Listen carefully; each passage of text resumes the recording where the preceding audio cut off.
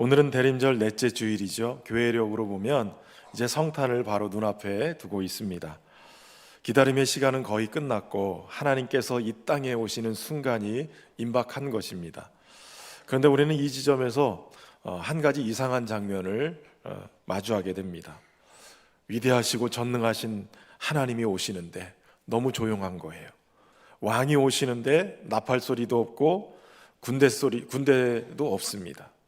세상을 바꾸실 만한 하나님이 오시는데 그저 아기의 울음소리만 들립니다. 왜 하나님이 이렇게 작고 연약한 방식으로 오실까? 왜 한 번 더 모든 것을 다 뒤집어 엎고 바로잡을 기회를 갖지 않으실까? 성경은 이 질문에 대해서 하나님이 능력이 없어서가 아니라 그 능력을 절제하셨기 때문이다 라고 가르쳐주고 있어요. 대림절은 단순히 기다림의 절기가 아니에요. 하나님이 어떤 방식으로 우리에게 다가오셨는지를 묵상하는 시간이죠. 그리고 그 방식의 중심에는 절제라는 것이 있어요. 성경이 얘기하는 이 절제는 우리가 함께 계속 말씀을 살펴본 것처럼 하나님의 성품이다 라고 보여줬어요. 그리고 그 절제의 가장 선명한 모습은 바로 성육신 사건이에요. 오늘 본문의 이 빌립보서 2장은 성탄의 배경에 대한 이야기가 아니에요. 마국간도 없고 목자도 없어요. 동방박사도 등장하지 않습니다. 그러나 무엇보다도 성탄이 어떤 의미를 가지고 있는가, 그것에 대해서 너무나도 깊이 분명하게 설명해 주고 있어요. 하나님이 어떤 방식으로 이 땅에 오셨는가, 이것을 보여주고 있는 거죠. 사도 바울은 이 성육신의 사건을 이렇게 오늘 본문에서 요약하고 있어요. 자기를 비우셨다. 자기를 낮추셨다. 죽기까지 복종하셨다. 이 모든 표현을 관통하는 하나의 단어가 있다면 그것은 바로 절제예요. 전능하신 하나님이 왜 절제의 방식으로 우리에게 오셨는지, 그리고 그 절제가 오늘 우리 삶에 어떤 의미를 부여하고 있는지 오늘 본문을 통해서 세 가지로 살펴보겠습니다. 우선 첫 번째, 하나님은 사랑 때문에 우리 곁에 내려오셨다는 거예요. 사도 바울은 바로 예수 그리스도의 오심을 단순한 사건이 아니라 하나님의 마음으로 오늘 설명하고 있어요. 오늘 본문의 5절에 보면 너희 안에 이 마음을 품으라 곧 그리스도 예수의 마음이니 라고 얘기하고 있죠.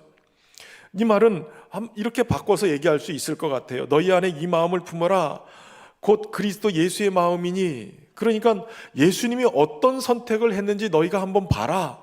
그리고 이 선택이 어떤 마음에서부터 흘러나왔는지를 한번 살펴봐라 라는 거예요. 그리고 사도 바울은 6절에서 예수 그리스도가 어떤 분인가를 이렇게 얘기하고 있어요. 그는 근본 하나님의 본체시나 하나님과 동등됨을 취할 것으로 여기지 아니하시고. 이 문장은 성육신이 어떤 모습인가를 정확하게 강력하게 선언하고 있어요. 예수님은 어떤 분이라고요? 처음부터 하나님이시라고요. 그는 근본 하나님의 본체라고 얘기하고 있어요. 부분적으로 하나님이 아니라, 하나님이 되려고 도 닦듯이 열심히 수행을 해가지고 이만큼 성장해서 하나님이 됐다라는 것이 아니에요. 그분은 근본 하나님의 본체고 하나님과 동등한 분이시다라고 말씀하고 있는 거예요. 그러니까 그 하나님이 어쩔 수 없이 이 땅에 낮아지셔서 내려오신 것이 아니라, 패배하신 사건이 아니라, 강등된 사건이 아니라, 예수님은 하나님이시기 때문에 내려오지 않으셔도 됐고, 그저 하늘에서 명령만 하셔도 됐고, 능력으로 굴복시켜도 됐지만, 심판으로 모든 문제를 해결해도 되셨지만 그러지 않으셨다는 거예요. 왜냐하면 사랑 때문에요. 사랑 때문에 그렇게 하지 않으셨어요. 여기에 작동하는 것이 바로 절제예요. 몇 해 전에 한 중견기업 CEO의 이야기가 언론에 이렇게 소개된 적이 있어요. 회사를 안정적으로 성장시킨 창업자였고 이사회와 직원들의 전폭적인 신뢰를 얻는 분이셨어요. 그런데 그의 자녀가 중증 질환으로 장기간 치료받는 상황이 벌어졌어요. 고민 끝에 대표이사 자리를 물러나기로 결심합니다. 그랬더니 주변에서 말려요. 아니, 대표님은 그대로 있고 다른 전문 경영인을 밑에다 두고 하면 되지 않습니까? 왜 굳이 대표직을 내려놓을 필요가 있습니까? 말렸어요. 그런데 그분이 이렇게 대답을 했어요. 내가 사장으로 남을 수는 있지만 그렇게 하면 아버지로는 남을 수 없을 것 같습니다. 법적으로나 제도적으로나 얼마든지 그 자리를 유지할 충분한 권한이 있었어요. 그러나 그분은 권한보다 관계를 택한 거예요. 성공보다는 사랑을 택한 거예요. 능력이 없어서 못하는 게 아니라 능력이 있음에도 불구하고 사랑 때문에 그것을 사용하지 않은 것, 이것이 절제의 모습이죠. 여러분, 이것이 굉장히 중요해요. 우리는 흔히 절제를 약한 사람들이나 하는 것으로 오해해요. 그러나 약함의 표시가 아니라 절제는 가장 강한 자가 사랑을 선택할 때 나타나는 힘인 거예요. 예수님은 자신의 신적인 권리를 주장하지 않으셨어요. 내가 하나님이다 라고 외치면서 사람들을 굴복시키지도 않으셨어요. 그 대신 인간의 연약함 안으로 들어오셨어요. 전능하신 하나님께서 자신을 절제하시면서 시간 안으로, 공간 안으로, 인간의 연약한 육신 안으로 들어오신 사건, 이것이 바로 성육신의 사건이에요. 그러니까 성탄을 기다리는 것은 다른 것이 아니라 하나님이, 전능하신 하나님이 우리 안으로 들어오셨다, 이것을 묵상하는 것을 전제로 하고 있는 거예요. 멀리서 명령하지 않고 자신을 절제해서 우리에게 가장 가까운 거리, 우리 곁으로 주님이 찾아오셨다라는 거예요. 여러분, 위러브라는 찬양팀의 시간을 뚫고라는 찬양곡이 있어요. 당신은 시간을 뚫고 이 땅 가운데 오셨네. 우리 없는 하늘 원치 않아 우리 삶에 오셨네. 자신의 편안 버리고 우리께 평안 주셨네. 가장 낮은 자의 모습으로 우리 삶에 오셨네. 하나님 우리와 영원히 함께 하시네. 꿈없는 우리에게 그 나라 보여주시고 연약한 자들의 친구가 되어주시고 힘없는 우리의 인생을 위로하시네. 우리 없는 하늘을 원치 않으셔서 하나님이 시간을 뚫고 공간을 뚫고 인간의 연약한 몸으로 찾아오셨다는 거예요. 사랑하는 성도 여러분, 이 절제가 없으면 복음도 없어요. 하나님 자신이 자신의 능력을 절제하지 않으시면 우리는 구원은 받았을지 모르지만 하나님의 사랑을 경험하지 못하는 거예요. 느끼지 못하는 거예요. 주님이 성육신하셔서 낮아지셔서 우리 가운데 오셨기 때문에 우리가 주님을 사랑이라고 고백하고 그 사랑의 포용력으로 우리가 복음을 경험하게 되는 것이에요. 성육신 사건은 하나님이 우리 인간을 어떻게 대하고 있는가, 이것을 보여줘요. 힘으로 굴복시키는 것이 아니라 사랑으로 우리에게 설득하시고 찾아오시는 방식이에요. 그 과정에 하나님의 절제가 드러나는 것이고 바로 그것을 우리가 붙들어야 할 복음인 것이에요. 우리에게 찾아오신 주님을 붙드는 은혜가 있길 바랍니다. 두 번째는 자기를 비워오신 성육신은 사랑의 최고 전략이었다는 거예요. 사도 바울은 오늘 본문의 7절에서 예수님의 성육신 사건을 한 단계 더 깊이 설명을 하고 있어요. 오히려 자기를 비워 종의 형체를 가지사 사람들과 같이 되셨다라고 얘기해요. 여러분, 지금 바울은 예수님이 단순히 사람의 몸, 종의 형체를 입으셨다라고 말하기 전에 자기를 비워라고 표현하고 있어요. 자기를 비웠다라는 표현은 기독교 신앙에서 굉장히 중요한 개념인데 헬라어로는 케노시스라고 얘기해요. 케노시스. 여러분, 이것을 잘못 오해할 수도 있는데 비웠다라고 얘기할 때 이것이 마치 예수님이 하나님 되시기는 되는 것을 포기했다, 예수님이 신성을 내려놨다라는 그러한 뜻이 아니라는 거예요. 그분은 비웠으나 여전히 하나님이세요. 그럼 무엇을 비웠느냐? 예수님이 자기의 권리와 특권을 주장하지 않으셨다. 다시 말하면 자신이 누릴 수 있는 영광, 하나님의 영광, 이것을 붙들지 않았고 마땅히 하나님으로 대접받아야 될 것도 요구하지 않으셨어요. 그리고 섬김을 받으셔야 될 자리를 내려놓고 섬기는 자리에 오셔서 도리어 섬기는 일을 선택하신 거예요. 그러니까 예수님이 비우신 것은 자신의 능력이 아니라 자신의 권리였고 존재가 아니라 특권을 내려놓으신 거예요. 여러분, 절제는 나를 없애는 것이 아니라 내가 마땅히 주장할 수 있는 것을 사랑 때문에 내려놓는 선택을 하는 것이 절제인 거예요. 이런 걸 보면 세상 사람들은 이거 어리석다고 얘기해요. 야, 시대가 어느 시대인데 이거 손해보고 살아. 네 권리를 좀 찾아. 왜 굳이 낮아지려고 그래? 그런데 복음은 얘기해요. 구원은 언제나 낮아짐을 통해서 우리에게 찾아온다고요. 예수님이 왜 굳이 종의 형체를 입으셨을까요? 대답은 분명해요. 높은 자리에서는 구원의 역사가 일어나지 않기 때문에 그래요. 사람들은 높은 자리에서부터 내려오는 명령에 순종할지는 몰라도 높은 자리에서 흘러내려오는 사랑에는 마음을 열지 않아요. 자기는 살만하니까 이렇게 하는 거지. 우리처럼 연약하고 우리처럼 가진 것 없고 형편없어 봐. 그 사랑이 사랑이라고 얘기할 수 있겠어? 그저 가진 것 중에 하나 나눠주는 거지. 이렇게 비난할 수 있어요. 그래서 하나님은 우리와 같은 자리로 서시기로 결심하시네. 우리의 언어를 배우시고 우리의 배고픔을 견디시고 눈물도 흘리시고 거절과 오해를 겪으시고 십자가의 고통도 겪으시기로 결심하신 거예요. 그러니까 하나님의 이 연약함이 아니라 이 모습은 하나님의 사랑을 위한 최고의 전략이라고 말씀할 수 있는 거예요. 후퇴가 아니라 구원을 위한 적극적인 선택, 이것이 바로 비워두시고 내려오시는 거예요. 하나님은 인간을 구원하기 위해서 자신의 자리를 비우셨어요. 이 비움이 있었기 때문에 우리에게 다가오실 수 있었고, 여러분, 이것을 비웠기 때문에 그 빈 공간에 저와 여러분을 품어낼 수 있는 공간으로 만들어 놓으신 거예요. 비워놓은 그 자리에 저와 여러분을 구원의 자리로 이끌어 가신 거예요. 예수님이 비우셨기 때문에 그 비움 속에 하나님의 구원이 흘러나오게 만든 거죠.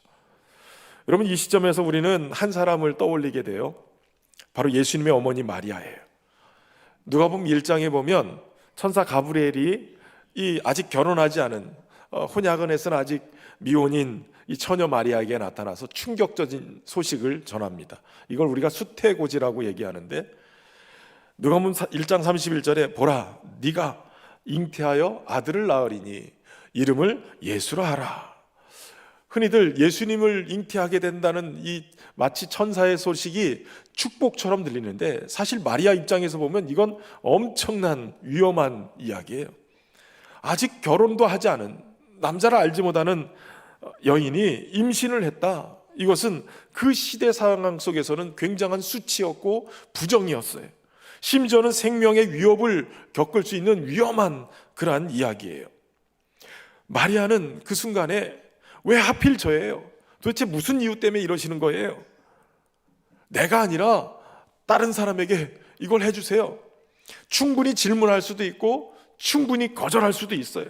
다른 방법이 없을까요? 얼마든지 얘기할 수 있었어요. 그런데 38절에 보면 마리아가 이렇게 고백을 해요. 마리아가 이르되 주의 여종이오니 말씀대로 내게 이루어지이다. 여러분, 마리아가 지금 감정적으로 준비되어서 이 고백을 한 게 아니에요. 모든 상황을 이해했기 때문에 이런 고백을 한 것도 아니에요. 그런데 이런 고백을 한 것은 한 가지 이유가 있는 거예요. 이 말은 이런 뜻이에요. 주의 여종이오니 말씀대로 내게 이루어지이다.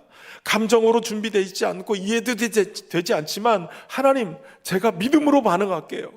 하나님이 일하실 수 있도록 내 인생의 자리를 내어드리겠습니다. 이 고백이에요. 마리아의 절제는 말을 줄이는 절제가 아니라 자기 인생의 주도권을 내려놓는 절제였어요. 자신의 이 비움 속에 자신이 이렇게 비워내니까, 자신의 인생의 주도권을 내려놓고 비워놓으니까 하나님의 아들 예수 그리스도를 품는 은혜를 입게 되고, 성육신의 사건이 그의 비움 속에서 일어나게 되고, 인류 구원의 역사가 그의 비움 속에서 일어나게 된 거예요. 하나님은 자신을 비움으로 우리 가운데로 찾아오셨고, 마리아는 자신을 비움으로 하나님을 맞아들인 거예요. 여러분, 절제는 아무것도 하지 않는 것이 아니에요. 도리어 절제는 하나님이 들어오실 수 있는 공간을 내어드리는 믿음의 행위예요. 때로는 우리의 삶에 우리가 계획하고 있는 계획들로 가득 차 있죠. 어떤 때는 두려움과 염려로 가득 차 있어요. 내가 옳다는 확신으로 가득 차 있어요. 여러분, 모든 것이 가득 차 있으면 하나님이 일하실 여백이 없어요. 절제는 단순히 무엇을 하지 않는 것이 아니라 하나님이 일하실 수 있는 공간을 내어드리는 거예요. 우리의 말이 너무 많을 때 하나님의 음성이 잘 들리지 않아요. 우리의 욕망이 너무 클 때 하나님의 뜻이 가리워집니다. 우리의 계획을 꼭 움켜쥐고 있으면 하나님이 인도하실 기회가 없는 거예요. 말을 좀 비우고 판단을 좀 내려놓고 내 자신이 통제하려고 하는 마음을 내려놓으면 그 빈자리에 하나님이 오시는 거예요. 혹시라도 지금 우리의 삶에 너무나도 다른 것들이 많이 들어와 있지는 않습니까? 생각으로 가득 차 있고 걱정으로 가득 차 있고 욕심으로 욕망으로 가득 차 있지는 않습니까?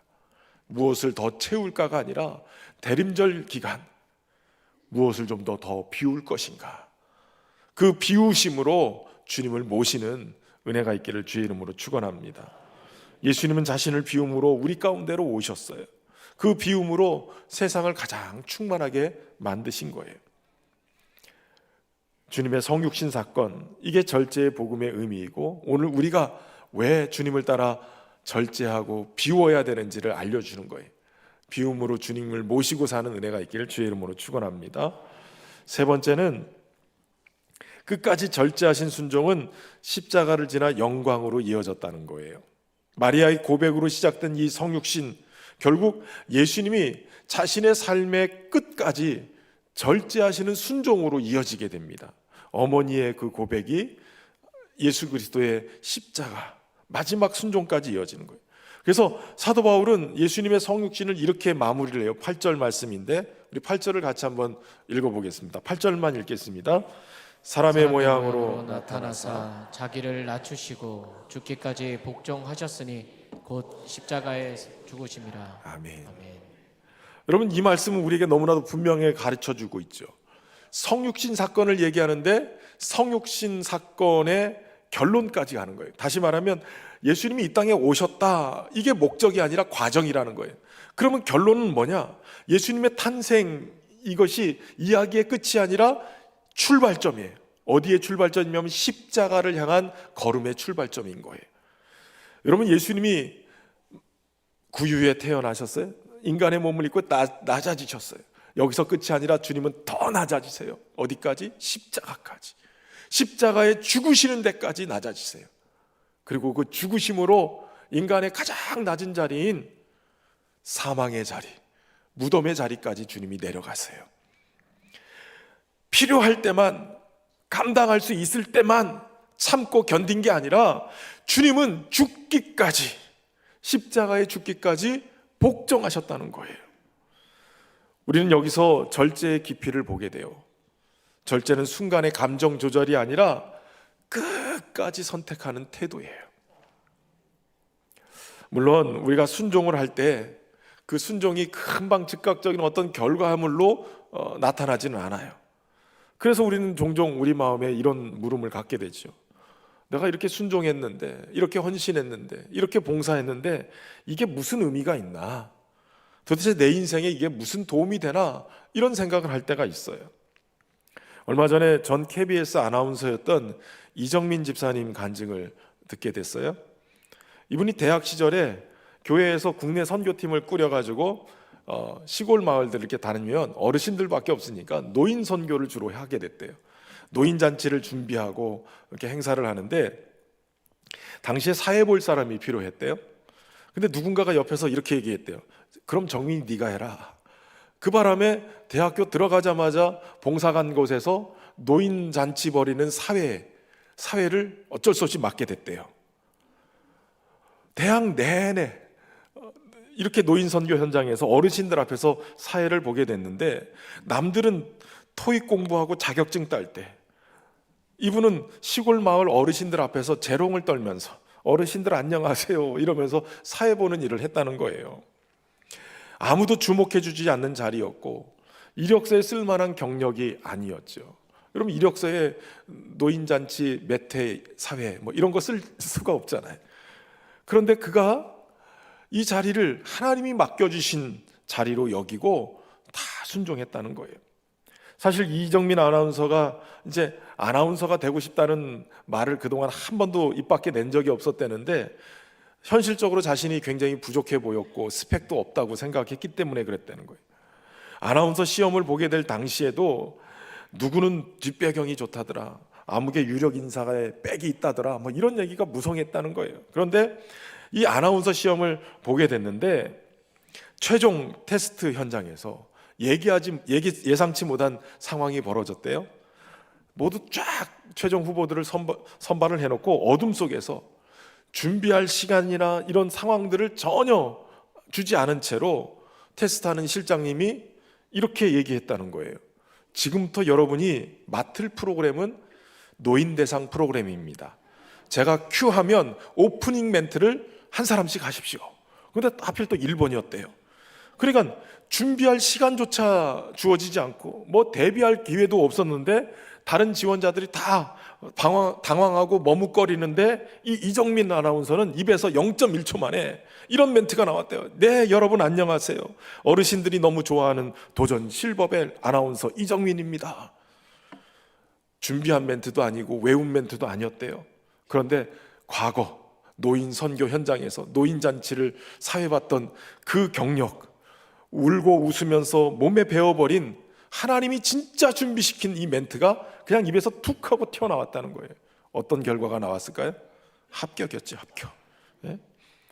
아무도 알아주지 않았던 그 순종의 순간, 그 인생에서 가장 결정적인 순간에 하나님이 사용하시더라는 거예요. 그래서 이정민 아나운서가 청년들한테, 젊은 세대들한테 이런 도전을 주더라고요. 지금 교회에서 하는 선교, 지금 맡은 작은 역할들 내 인생에 무슨 도움이 되겠어? 라고 여기지 말라는 거예요. 하나님의 일은 결코 헛되지 않는다는 거죠. 여러분, 예수님의 순종도 그랬어요. 예수님의 순종이 즉시 박수를 받지 않았어요. 십자가 위에서 그저 그냥 아무 의미 없이 이슬처럼 사라지는 것처럼 보였어요. 그런데 하나님은 그 순종을 통해서 인류를 구원할 구원의 문을 열어버리신 거예요. 오늘 우리가 드리는 작은 순종, 아무도 알아주지 않는 이 절제의 선택들, 하나님이 결코 잊지 않으시는 거예요. 가장 합당한 때 가장 놀라운 방식으로 사용하실 줄로 믿습니다. 예수님도 이 순종의 길 중간에 멈추지 않았어요. 이제 충분하다고 하실 수도 있는데, 자기를 증명하기 위해서 능력을 사용하고 드러낼 수도 있는데, 십자가 위에서조차 내려오실 수 있는 그분이 그러지 않으셨어요. 침묵하시고 참으시고 하나님의 뜻에 자신을 맡겨드린 거예요. 고통 속에서도 하나님의 선하심을 신뢰했어요. 절제하신 거죠. 왜냐하면 우리의 구원이 주님의 절제에 달려 있었기 때문이에요. 십자가는 하나님의 능력이 사라진 자리가 아니에요. 십자가는 하나님의 능력이 사랑으로 절제된 자리예요. 세상은 십자가를 실패로, 패배로 보지만 복음은 십자가를 가장 강력한 승리로 봅니다. 왜냐하면 그곳에서 죄와 사망이 무너졌기 때문에 그래요. 여러분, 하나님은 이렇게 스스로 낮아지시고 스스로 죽기까지 순종하신 그 예수님을 어떻게 하셨을까요? 여러분, 9절부터 11절인데 우리 같이 한번 읽어보겠습니다. 이러므로 하나님이 그를 지극히 높여 모든 이름 위에 뛰어난 이름을 주사 하늘에 있는 자들과 땅에 있는 자들과 땅 아래에 있는 자들로 모든 무릎을 예수의 이름에 꿇게 하시고 모든 입으로 예수 그리스도를 주라 하시나요 하나님 아버지께 영광을 돌리게 하셨느니라. 아멘. 여러분, 이것이 복음의 역설이죠. 우리는 스스로 높이려다가 무너지기도 하는데 예수님은 스스로 낮추심으로 하나님이 높이시는 거예요. 여러분, 예수님이 스스로 낮춤으로 하나님이 높으셨을 뿐만 아니라 주님이 이루신 것 때문에 우리 또한 주님 닮아서 낮추면 주님이 높이시는 거예요. 사도 바울은 예수님이 이렇게 낮아지신 이유를 설명해요. 고린도후서 8장 9절에 예수 그리스도의 은혜를 너희가 알거니와 부유하신 이로써 너희를 위하여 가난하게 되심은 그의 가난함으로 말미암아 너희를 부요하게 하려 하심이라.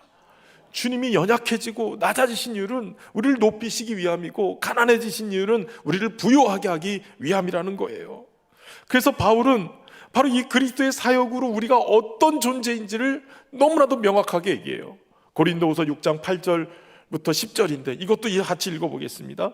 우리는 속이는 자 같으나 참되고 무명한 자 같으나 유명한 자요, 죽는 자 같으나 보라 우리가 살아있고 징계를 받는 자 같으나 죽임을 당하지 아니하고, 근심하는 자 같으나 항상 기뻐하고, 가난한 자 같으나 많은 사람을 부유하게 하고, 아무것도 없는 자 같으나 모든 것을 가진 자로다. 아멘. 할렐루야. 예수님 때문에 이런 은혜를 우리가 잊고 있는 거예요. 그러니까 대림절 넷째 주 오늘 우리는 오실 주님을 기다리는 이 시간에 이 복음을 다시 붙들어야 돼요. 하나님이 스스로 절제하심으로 세상을 구원하신 거예요. 하나님이 이미 우리를 위해 선택하신 구원의 방식, 절제의 방식이었어요. 사랑 때문에 비우셨고, 사랑 때문에 낮아지셨고, 사랑 때문에 종의 형체를 입고 우리와 함께 하시는 거예요.